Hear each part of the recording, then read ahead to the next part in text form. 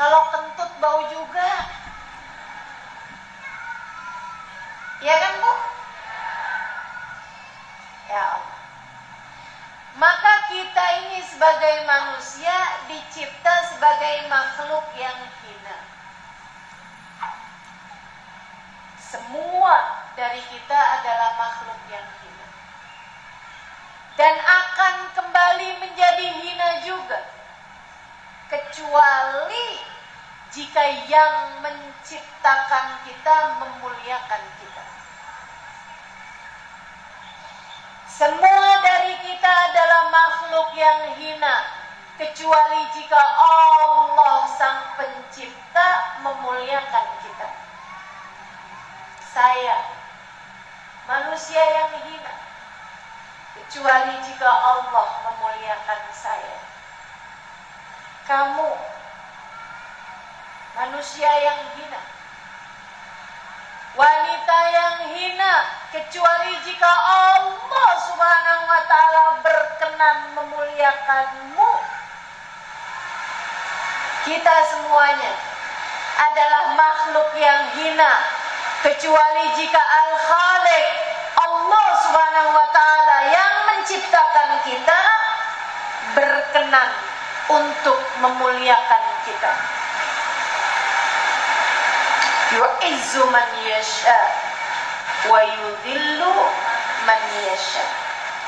Dia Allah satu-satunya yang bisa memuliakan seseorang. Dia pula lah Allah Subhanahu wa ta'ala satu-satunya yang bisa menghinakan seseorang. Lantas di mana kemuliaan kita? Ibu-ibu, adik-adik, kakak-kakak, teman-teman semuanya, letak kemuliaan ada pada dimuliakan oleh Allah Subhanahu wa ta'ala. Tapi di mana Allah meletakkan kemuliaan tersebut? Bu, mulia itu tidak ada pada harta. Ada berapa banyak orang kaya tapi hina? Betul nggak Bu? Ibu pernah lihat orang kaya pelit, hidupnya hina apa mulia Bu? Hina. Dia kalau lewat di jalanan, tetangga-tetangganya nggak suka. Dia kalau ada orang bikin hajatan, belum tentu diundang, biar kata kaya juga. Bukan begitu? Males ngundang dia. Udahlah nanti hidangannya dikatain. Dia juga kalau ngamplop palingan 10.000. Ibu kaya saja tidak memuliakan seseorang. Cantik saja tidak memuliakan seseorang. Ada berapa banyak, maaf ibu-ibu sekalian, perempuan cantik, maaf, yang jadi perempuan gak benar, yang jadi PSK misalnya gitu. PSK itu pekerja seks komersial. Ibu, menurutmu wanita cantik yang seperti itu hina apa mulia? Hina. Perempuan cantik yang mau-maunya jadi, pelakor misalnya, perebut laki orang. Menurutmu Bu, dia laki-laki yang mulia apa laki-laki yang hina?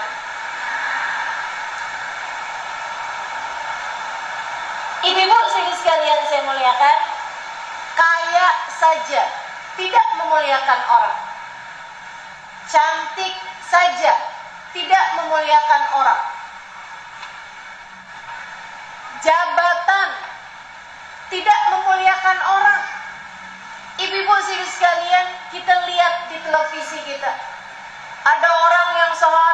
menjabat, semua orang nunduk-nunduk. Besokannya dia masuk ke pengadilan. Semua orang-orang kepengen nimpuk. Masya Allah. Sehari kelihatan mulia, sehari kelihatan hina. Kenapa begitu? Karena memang jabatan tidak membuat seseorang menjadi sungguh-sungguh mulia, hanya terlihat mulia. Kelihatannya doang tuh Bu mulia. Itu juga kalau nggak ditangkap sama KPK. Betul ya? Maka apa sebenarnya yang dapat memuliakan seseorang? Jika bukan karena harta kekayaan, bukan karena kecantikan rupa, bukan pula karena jabatan yang dia miliki, apa sebenarnya yang lebih dapat memuliakan seseorang? Biar kita semuanya belajar untuk menjadi wanita yang mulia, insya Allah. Yang pertama, at-ta'ah. Innama izzul makhluk fi ta'atil khaliq. Sesungguhnya kemuliaan makhluk terdapat pada ketaatannya kepada Sang Maha Pencipta. Kamu kalau kepengen hidup mulia, yang taat sama aturan Allah Subhanahu wa Ta'ala, sebab tak ada yang lebih dapat menghinakan manusia daripada dosa. Taatlah kepada perintahnya dan jauhilah perbuatan dosa. Kerjakan perintah, jauhi larangan, dengannya kamu layak untuk menjadi wanita yang mulia. Sholat jangan tinggal.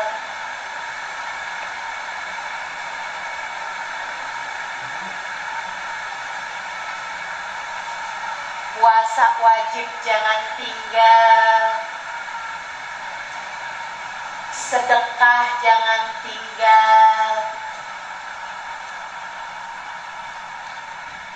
Yang jadi istri, jadilah istri yang benar. Yang jadi ibu, didik anak dengan benar, sesuai dengan ajaran-ajaran Islam. Dengannya kamu akan menjadi wanita yang mulia. Sholat, ibadah, memuliakan kita. Doa, memuliakan kita. Hal-hal baik memuliakan kita, teman-teman. Perintah-perintah Allah semuanya memuliakanmu. Teman-teman seribu sekalian yang saya muliakan, saya banyak jumpa dengan orang-orang yang dari mereka saya tahu betapa ternyata kemuliaan memang dari jalan taat yang telah mereka tempuh. Mereka akan mengucapkan selamat tinggal. Mereka tidak akan tertarik kepada semua jenis dosa-dosa yang diajukan dalam kehidupan mereka. Apapun itu, kayak apapun bentuknya.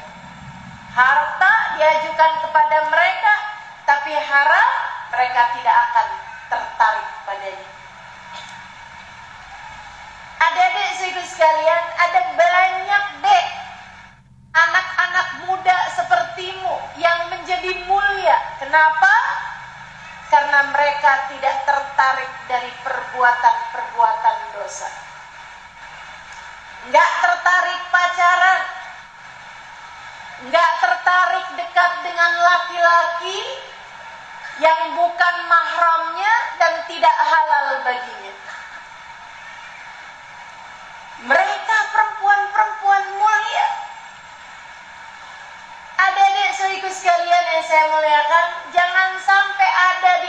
kamu baru dikasih coklat sebatang, udah mau aja dipegang-pegang tangannya, dipegang-pegang badannya. Murah bener. Kalian lebih berharga daripada itu semua. Jangan. Kalau kamu pengen jadi wanita yang mulia, dek, yang lagi pada punya pacar, putuskanlah pacarmu.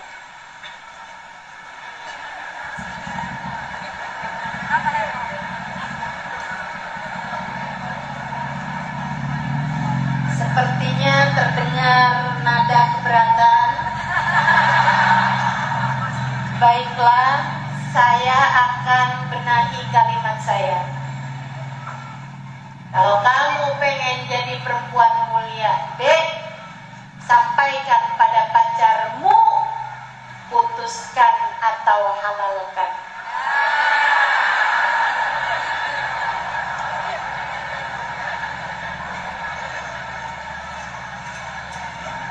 Putuskan atau kalau dia bilang, tapi saya belum punya uang untuk menghalalkanmu, bilang padanya, nggak apa-apa, nanti kita akan sama-sama berusaha untuk menjadi hamba Allah yang bertakwa.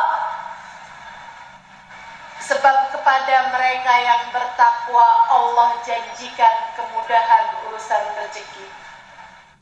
Kata Allah, A'udzu billahi minasyaitonir rajim, man yattaqillah yaj'al lahu makhraja wa yarzuqhu min haitsu la yahtasib. Siapa yang bertakwa kepada Allah, Allah akan selalu memberi jalan keluar bagi setiap permasalahan dan akan diberi rezeki dari arah yang tidak disangka-sangka. Gitu, bismillah. Ayo nih, yang lagi pada pacaran buruan bikin undangan. Teman-teman saudara sekalian, muliamu ada pada taat. Muliamu ada pada taat. Kerjain aja taat. Nanti kamu akan jadi hamba-hamba Allah yang mulia.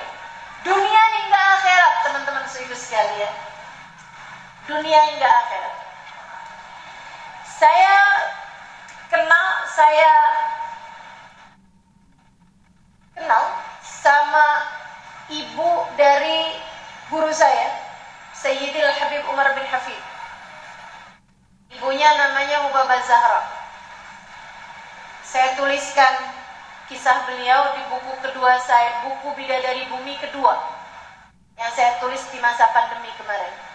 Salah satunya ada kisah tentang beliau, ibunda dari guru saya, Al-Habib Umar bin Hafid, dan ibunda dari Mufti Hadramaut pada masa hidupnya Habib Ali Al-Masyhur, Habib Ali Masyhur alaihi ridwanullah. Sehingga sekalian yang saya muliakan, beliau punya anak banyak. Kalau nggak salah yang laki-laki aja 5, yang perempuan 7 apa? Putra putri beliau sangat banyak. Bersama dengan banyaknya putra putrinya, semua anak-anak beliau jadi anak-anak yang soleh-solehah. Dan 2 diantaranya menjadi orang yang sangat terpandang. Habib Ali Masyhur, beliau menjadi mufti pada zaman hidup beliau, baru-baru aja meninggal di masa pandemi. Dan kemudian salah satu dari putra beliau, Habib Umar bin Hafid, menjadi ulama, tokoh ulama paling berpengaruh di atas muka bumi ini. Salah satu dari tokoh ulama yang paling berpengaruh di zaman sekarang ini, Habib Umar bin Hafid. Seribu sekalian yang saya muliakan, ada banyak orang tanya kepada beliau, Hubabah, gimana caranya biar kita punya anak-anak soleh-solehah? Gimana caranya biar kita punya anak tuh jadi kayak anak-anaknya Hubabah tuh, orang yang Masya Allah ilmunya manfaat, jadi ulama, jadi orang yang banyak bermanfaat. Hubabah Zahra sembari tersenyum menjawab, kamu punya anak? Punya Hubabah. Karenanya saya tanya sama Hubabah, kamu pengen anak kamu soleh-solehah? Betul Hubabah. Gimana caranya Hubabah? Hubabah jawab, gampang. Kamunya aja jadilah ibu yang soleh. Kamu pengen anak-anak kamu soleh-solehah? Gampang. Kamunya sebagai wanita jadilah wanita yang solehah. Solehah gimana maksudnya? Taat sama perintah Allah, jauh dari perbuatan-perbuatan dosa. Semoga Allah jadikan kita salah satu. Amin. Amin ya Rabbal. Jadi kalau kamu pengen jadi wanita yang mulia, yang taat. Hubabah Zahra ini teman-teman, saya ketika nulis buku Bidadari Bumi 2 itu, saya kenal sama beliau dan saya berniat menjadikan beliau salah satu dari yang saya ceritakan. Tapi tidak banyak kisah kehidupan beliau yang saya tahu. Karenanya saya berkirim surat kepada keluarga beliau. Saya bilang, ana dzal-hinantum, saya sekarang ini lagi nulis tentang beberapa perempuan-perempuan salehah. Kalau kamu berkenan, tolong tuliskan untuk saya kisah hidup dari Hubabah Zahra, nenek. Jadi saya kirim surat kepada cucu beliau, putri dari guru saya. Ternyata sama beliau minta untuk bibi-bibinya menuliskan juga atau menceritakan, beliau menuliskannya untuk saya. Jadilah saya dapat kisah yang cukup panjang mengenai kehidupan beliau dan membuat saya rasa-rasanya merasa seperti serpihan rengginang di Kalengkong Guan yang suka dihidangkan di hari Lebaran. Kayak gak ada papanya gitu sama kehidupan wanita yang sangat solehah. Hubabah Zahra itu nikah, teman-teman saya sekalian, sama ayahanda dari guru kami, Habib Umar bin Habib. Itu mas kawinnya sangat sedikit. Mereka berumah tangga, bikin rumah, dibuatkan rumah kecil di dekat Masjid Al-Mughbar. Mereka tinggal di sana, ada satu ruangan kamar dengan satu ruangan ruang tamu dengan dapur yang nyambung di situ. Sangat kecil sekali dan barang yang diberikan itu hanya 2 atau 3 buah piring dengan sendok dan garpu yang bahkan sudah gompel, peralatan dapur yang sangat sederhana. Dan beliau menceritakan hal itu kepada anak-anaknya dengan rasa penuh kebanggaan. Dia bilang, kalian tahu nggak, mamah nih waktu kawin, mas kawinnya dong, apa mah? Piring 3 buah, panci 1 buah. Beliau menceritakan kesederhanaan itu dengan penuh rasa bangga hingga membuat anak-anaknya keheranan. Kemudian anak-anaknya bertanya, "Ma, bangga menceritakan hal ini kepada kami. Beliau masih dengan senyum penuh kebanggaan menjawab, "Mama seneng banget nak, Mama punya mas kawin, punya hadiah pernikahan yang sangat sederhana. Karena artinya kehidupan Mama mirip sama kehidupan putri Nabi Muhammad Sayyidah Fatimah Zahra." Mama berharap kehidupan Mama yang sangat sederhana di dunia membuat Mama dapat bersanding bersama dengan wanita paling mulia Sayyidah Fatimah Zahra.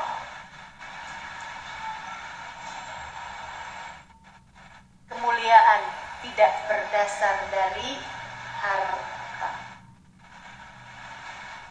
Ibu sekalian yang saya muliakan, putrinya kembali bercerita, "Saya dari sejak kecil, ketika masih tinggal bersama dengan Umi, dia bilang kamar saya sebelahan dengan kamar Umi. Satu malam saya terbangun jam 2-an malam. Saya lewat kamar Umi karena saya mau pergi ke dapur, haus, mau ambil air. Saat saya melewati kamar tersebut, saya mendengar suara rintihan. Saya pikir, duh kesiannya, Umi nangis nih sepertinya. Saya pun membuka pintu kamar perlahan, dan di sanalah saya terpukau. Saya pikir Umi sedang menangis di atas tempat tidur karena mengingat suaminya yang diculik. Suaminya tuh diculik. Jadi sampai sekarang makamnya Habib Muhammad bin Salim bin Hafid nggak ada yang tahu. Karena pada masa saat guru kami berusia 10 tahun, Habib Umar bin Hafid, itu ayahandanya diculik oleh kaum Syu'u'i.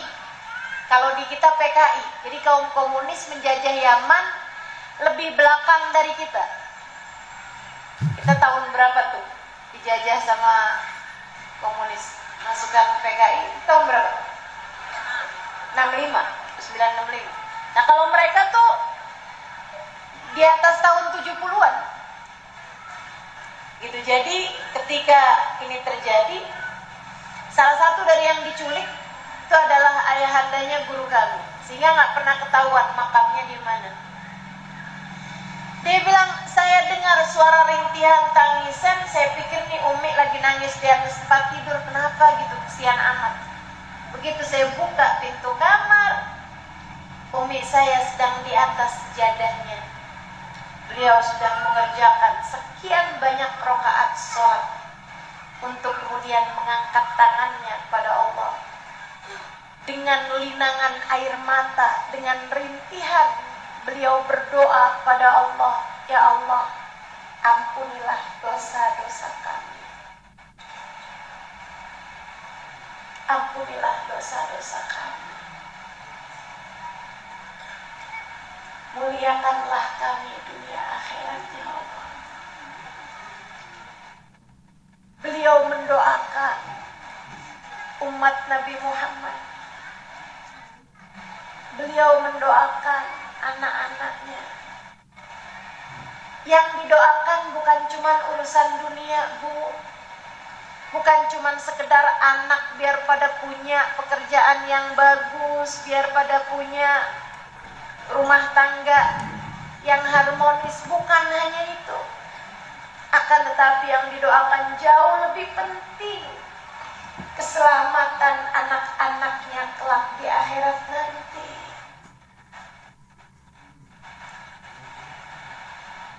Ubaba Zahra tidak pernah meninggalkan tahajudnya berpuluh-puluh tahun kecuali satu malam. Malam itu beliau lelah, habis ada acara, beliau tidur larut malam. Ketika beliau terbangun bersama dengan suara azan. yang berkumandang dari Masjid Al-Mudhar sebelah rumah beliau.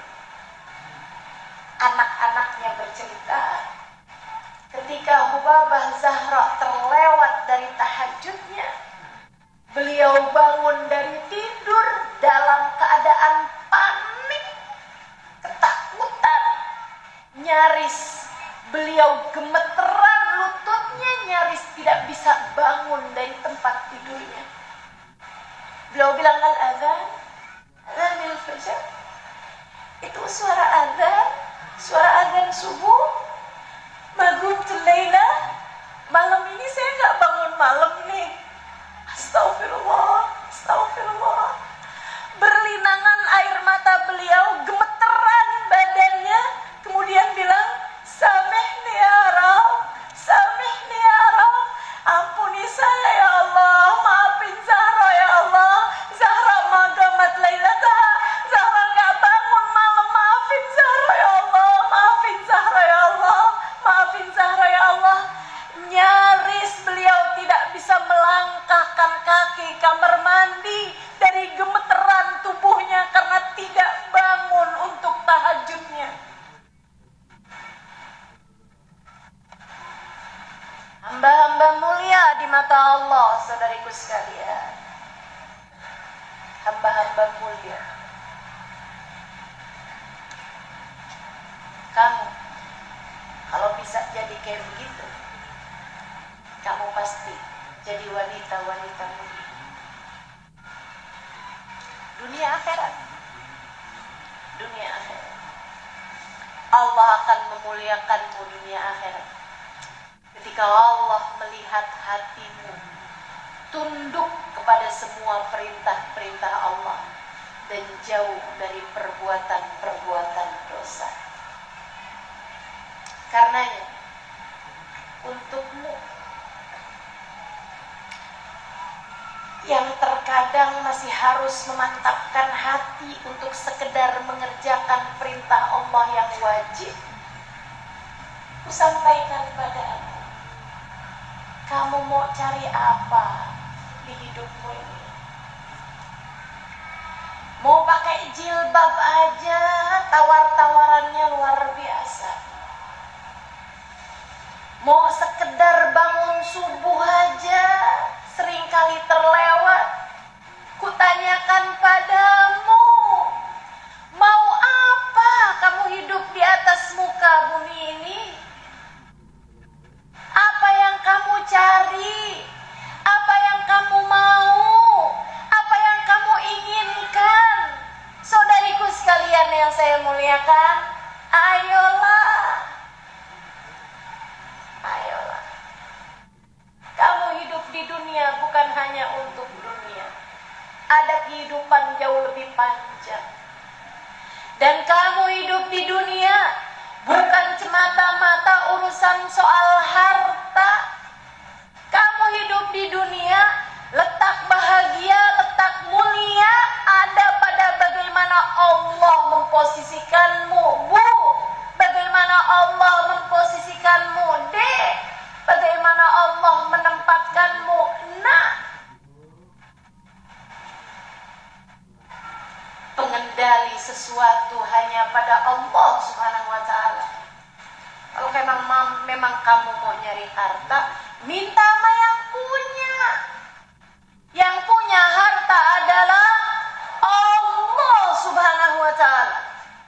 Kalau kamu berharap hidupmu dicinta oleh manusia, minta sama yang menggerakkan hati mereka.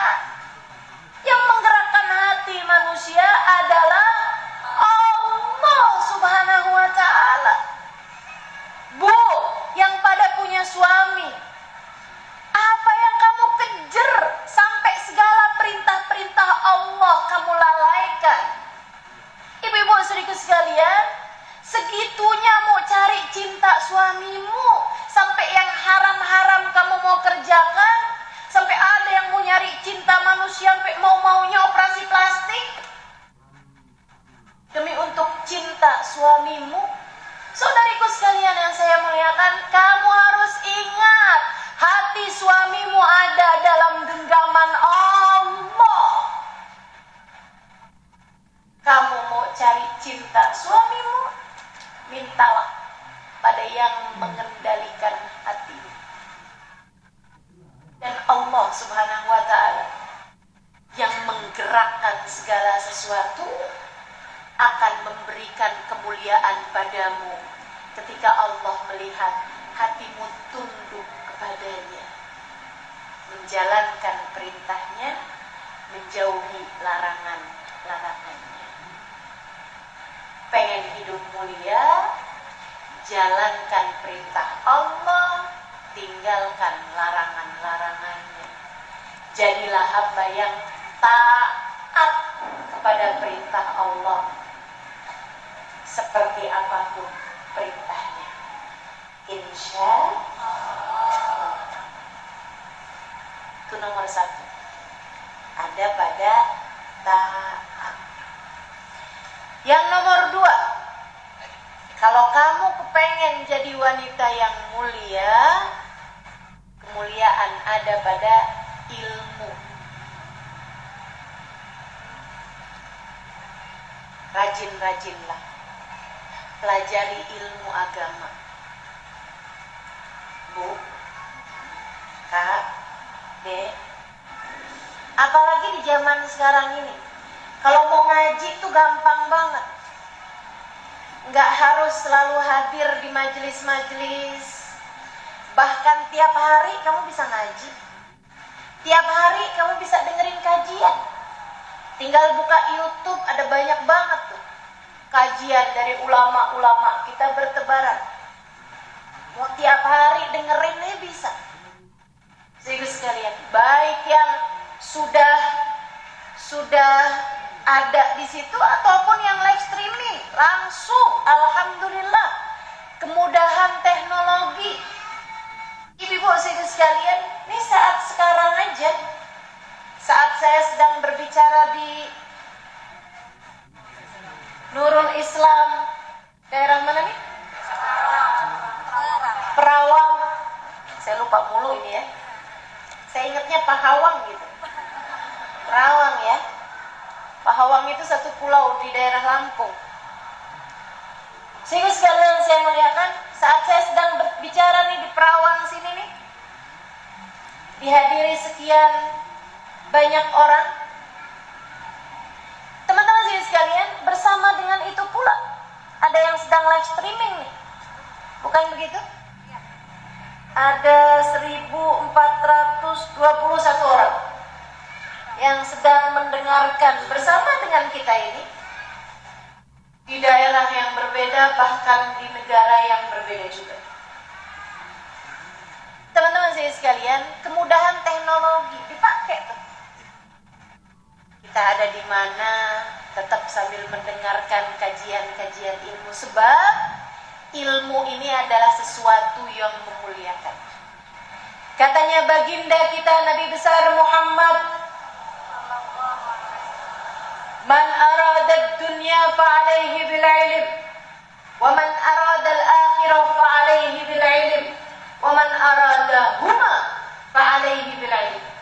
Siapa yang kepengen mudah hidupnya di dunia, mulia di dunia, maka dia mendapatkannya dengan ilmu. Siapa yang kepengen mudah hidupnya di akhirat, mulia hidupnya di akhirat, ia pun mendapatkan itu dengan ilmu. Siapa yang kepengen mudah hidupnya dunia akhirat, selamat hidupnya di dunia dan akhirat, maka dia bisa mendapatkan keduanya dengan ilmu. Ibu pengen mulia, pelajarilah ilmu. Biar ibadahmu itu juga didasari dengan ilmu.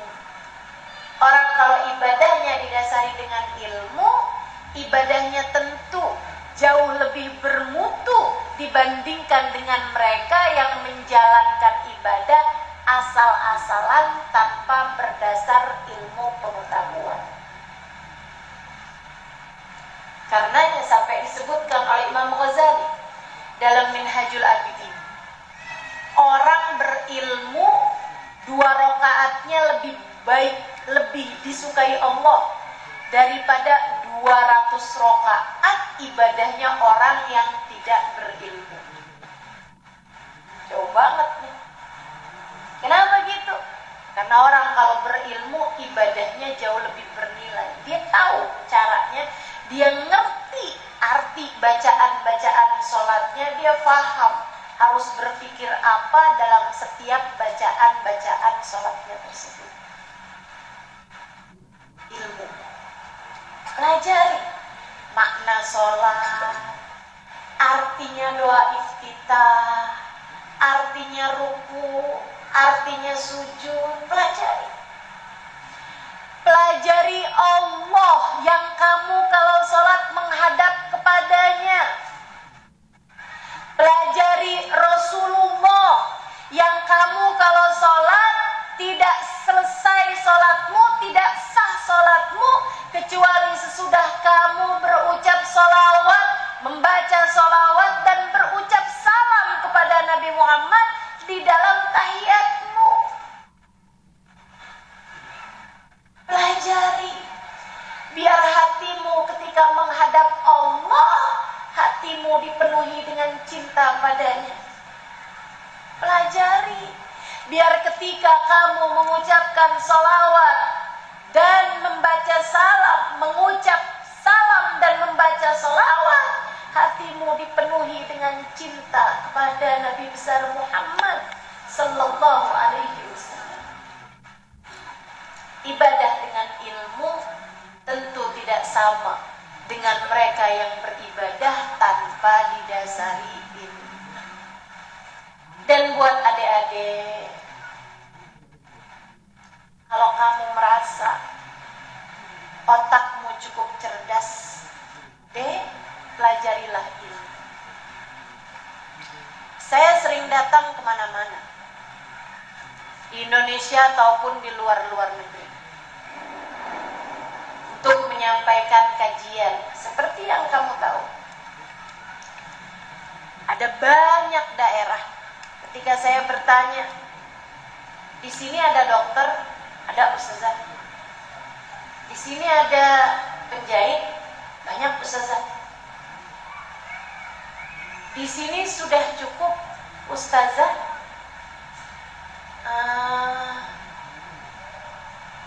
Yang ngerti tafsir Quran ada.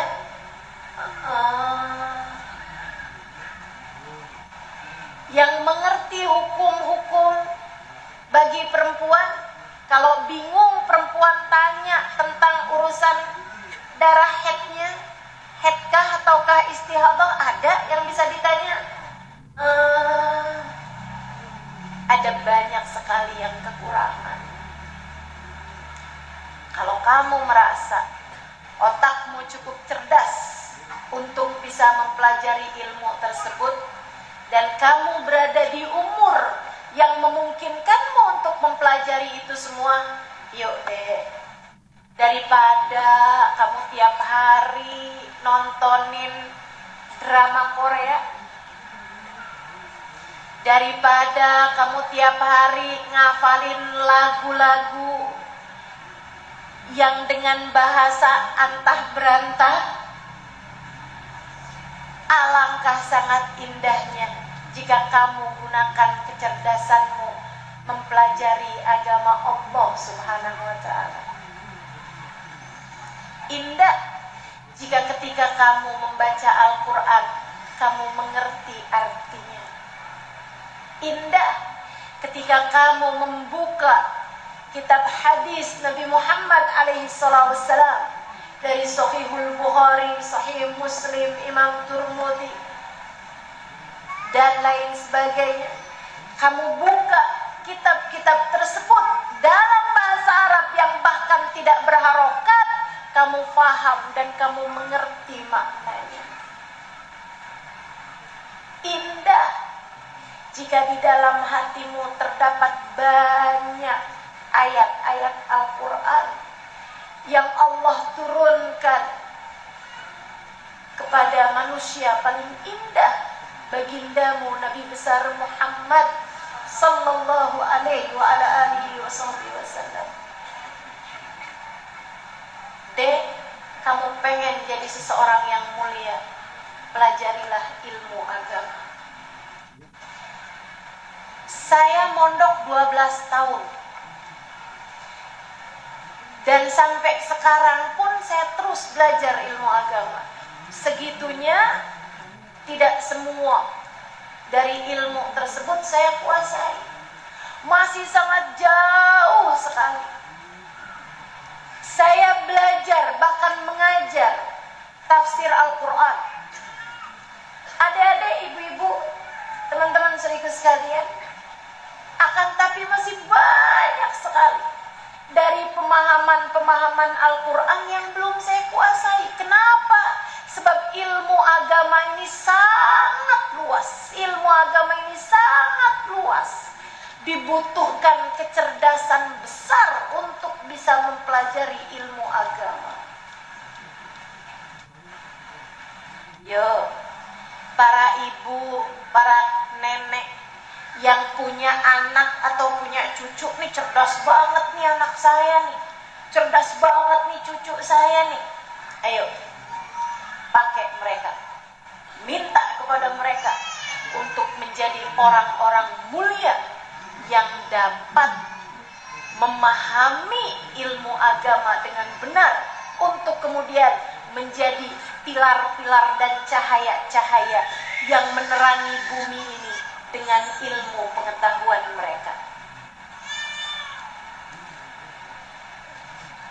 Hal ketiga, kalau kita pengen jadi orang-orang yang mulia, saudaraku sekalian yang saya muliakan, pertama tadi apa? Kedua apa tadi? Yang ketiganya, teman-teman sekalian, kamu pengen jadi orang-orang yang mulia, baguskan hatimu, bersihkan hatimu. Pengen jadi orang mulia, hatinya mesti bersih. Kalau hatimu tuh terlalu banyak kebencian, terlalu banyak permusuhan, susah mau mulianya. Kayak rumah aja loh, walaupun besar rumahnya, walaupun bagus rumahnya, kalau terlalu banyak kotoran, nggak jadi cakep lagi rumahnya, betul nggak? Ibu masuk nih ke rumahnya orang, bagus banget dari luarnya, begitu dibuka, kotoran ayam banyak banget, Bu. Masuk ke dalam rumah, ya ampun, ada darah ceceran, ada nanah, ada kotoran manusia. Jadi bagus gak rumahnya? Betah gak kamu di dalamnya? Demikian pula dengan walaupun sholatnya banyak, walaupun sedekahnya banyak, walaupun ilmunya banyak, tapi kalau hatinya kotor, nggak jadi mulia. Hati, pusat pandangan Allah Subhanahu wa Ta'ala.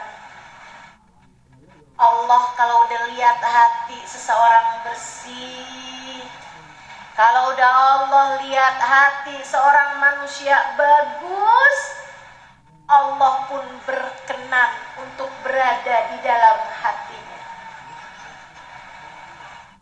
Dia akan mudah mengingat Allah dalam tiap waktunya. Allah akan berkenan untuk berada di dalam hatinya. Dan Bu, hati itu kalau bersih, kalau sehat, kalau bagus, dia tahu siapa yang harus dia cinta. Hati kalau sehat, kalau bagus, kalau bersih, dia tahu siapa yang harus dia cinta. Karenanya Nabi Muhammad mengatakan, hubbud dunya ra's kulli khati'ah. Cinta terhadap dunia adalah induk segala keburukan. Kenapa begitu? Sebab hati kalau isinya cinta terhadap dunia, jadi hati yang kotor. Kalau hatinya kotor, Allah enggan, Allah tak berkenan untuk berada di dalamnya. Dan Allah pun tak berkenan untuk meletakkan rasa-rasa yang indah di dalam hati tersebut. Salah satu rasa paling indah yang Allah perkenankan ada dalam hati seseorang adalah cinta kepada baginda Nabi besar Muhammad sallallahu alaihi wa ala alihi wasallam. Kamu pengen mulia, bersihin hati. Dari apa dibersihinnya, Ustazah? Dari sifat-sifat yang tidak terpuji. Di hatimu ada hasud, di hatimu ada iri dengki, di hatimu ada kesombongan. Saudariku sekalian yang saya muliakan, kamu akan sulit menjadi hamba yang tercinta di sisi Allah dengan membawa sifat-sifat buruk tersebut. Senang kalau orang lain susah, susah kalau orang lain senang. Kenapa begitu? Kenapa begitu? Senang kalau suami jauh dari ibunya. Kenapa begitu?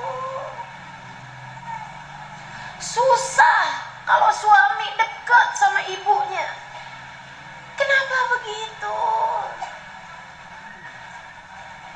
Jangan begitu jadi menantu.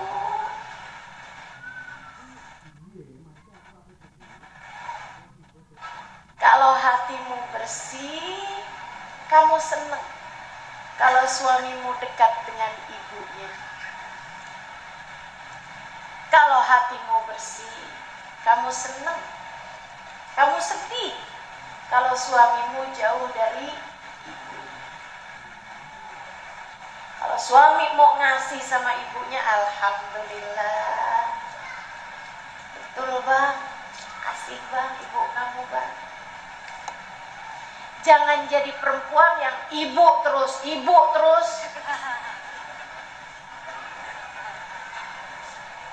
Rumah tangga nggak diurusin, istri nggak dibeliin apa-apa, ibu aja. Ada yang begitu di sini? Alhamdulillah nggak ada ya.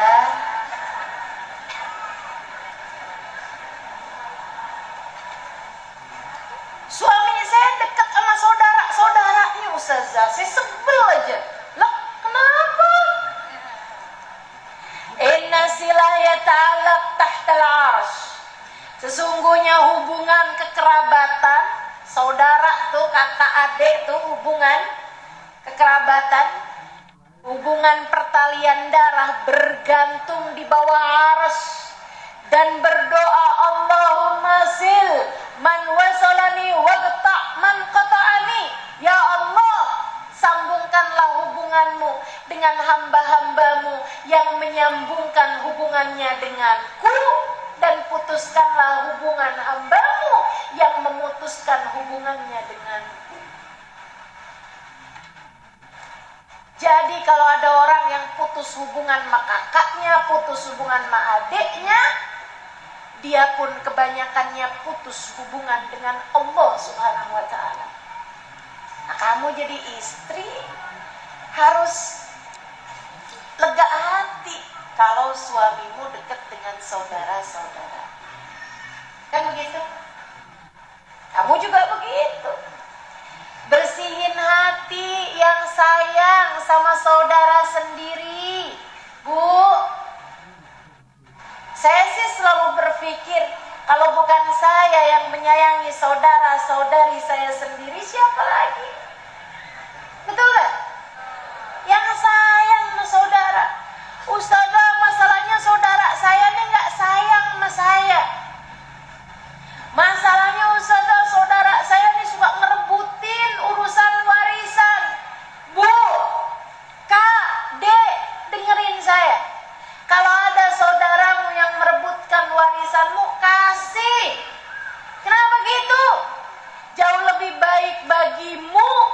kehilangan harta daripada kamu kehilangan saudara.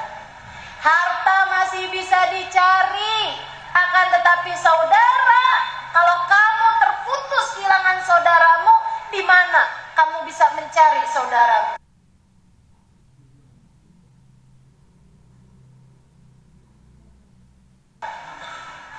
Nggak ada ceritanya kakak adik itu mantan loh. Itu siapanya kamu? Dulunya sih dia kakak saya. Terus sekarang udah nggak lagi.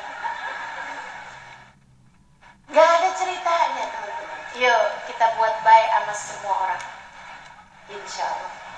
Akhlak yang baik, hati yang baik, hati yang baik, ngerti bagaimana cara menyayangi siapapun. Mudah-mudahan kita jadi orang-orang yang seperti itu. Begitu Allah lihat hati kita baik, kita pun akan dimuliakannya. Lan yanalullah luhumuha wala dima'uha walakin yanaluhu taqwa minkum. Orang gak bisa sampai kepada Allah dengan darahnya, dengan kulitnya, akan tapi yang bisa sampai kepada Allah adalah takwa di dalam hati kita. Kamu mau sampai kepada Allah, kamu mau sampai kepada surga Allah, kamu mau sampai kepada kemuliaan di sisi Allah Subhanahu wa taala, pengen jadi wanita yang mulia, hatimu bersihkanlah, sebab ia hanya bisa sampai dengan hati. Mulia adalah kemuliaan hati, mulia adalah kemuliaan akhlak, bukan semata-mata paras, bukan semata-mata harta, bukan semata-mata rupa ataupun jabatan. Saudara sekalian, semuanya terletak pada kebersihan hati kita, bagusnya hati kita, yang dari bagusnya hati akan melahirkan bagusnya akhlak dan pekerti. Insya Allah. Yuk, ketiganya kalau kita dapatkan, insya Allah kita pun jadi orang-orang yang mulia di sisi Allah Subhanahu wa taala dari dunia hingga akhirat. Apa aja tadi? Nomor 1, nomor 2, nomor 3, hati yang bersih, hati yang bagus, hati yang indah, insya Allah. Kita baca suratul Fatihah. Nah ini waktunya memang sangat terbatas. Saya dibilangin masjid dipakai buat sholat, jadi sebelum asar harus sudah beranjak dari sini. Yuk kita baca suratul Fatihah. Kita minta pada Allah Subhanahu wa taala agar apa yang kita pelajari pada hari ini bisa menjadi sesuatu yang bermanfaat bagi kehidupan kita. Semoga Allah karuniakan kepada kita ketiganya. Semoga Allah karuniakan kepada kita ketiganya. Semoga Allah karuniakan kepada kita ketiganya. Kita dijadikannya sebagai hamba-hamba yang selalu taat di jalannya. Kita dijadikannya sebagai orang-orang yang dikaruniai ilmu yang manfaat. Dan kita juga dikaruniakan olehnya kebersihan hati, sehingga terlahir darinya mulianya budi pekerti.